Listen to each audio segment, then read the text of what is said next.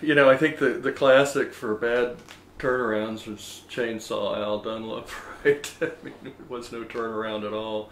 Um, and so I think when we've seen restructuring in certain industries, we see companies emerge. Nucor was a good example of a company that went through that emerged out of a real capitulation in the steel industry and emerged out of that. I mean, Apple's been the classic product story about a company that was really practically, you know, well, they were kept alive almost just so they could be a competitor for Microsoft, but, you know, really transformed the company into a consumer products company. We see Microsoft right now that is essentially trying to, you know, restructure their whole business. And so it's a good question about whether they'll be able to successfully do it. They've got a huge amount of cash. They've got, you know, a great annuity that will continue to bring cash in. But when you look at the moves they're making, they're restructuring the business in response to Apple. You know, I think you've seen some bad examples in the telecommunications. I mean, some of those completely ceased to exist because of fraud. But you know, look at Motorola. You know, it really would have been the situation would have been much worse if it hadn't turned out to have a patent trove. You know, that Lucent, you know, just attempted to restructure, and the results just didn't come out, and it was, they weren't able to overcome that. I think there are positive signs in Cisco today.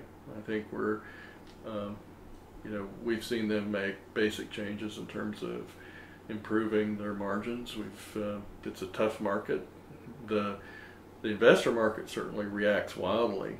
I mean, you know, the little competitive news about product that won't show up for a couple of years drives a 5 and 10% swing in the stock. But in terms of business fundamentals, you know, they've made a lot of steps. You know, don't have internal visibility to that, but you know, I think that they're making a lot of the right moves to get down to the basics of what they need to do. The other one that's in the news right now a lot is Hewlett Packard. You know, if we look for, as I mentioned, one of the things about whether I'm going to be involved in investing in a situation like that, I mean, the first one is you had a management change. That was the biggest positive. Okay, but more importantly, you didn't have a management change without a board change. You had a board change as well.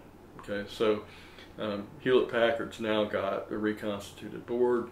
They've got management that's focused on operational, and after 3 past CEOs that made just disastrous acquisitions, bought basically low margin business. They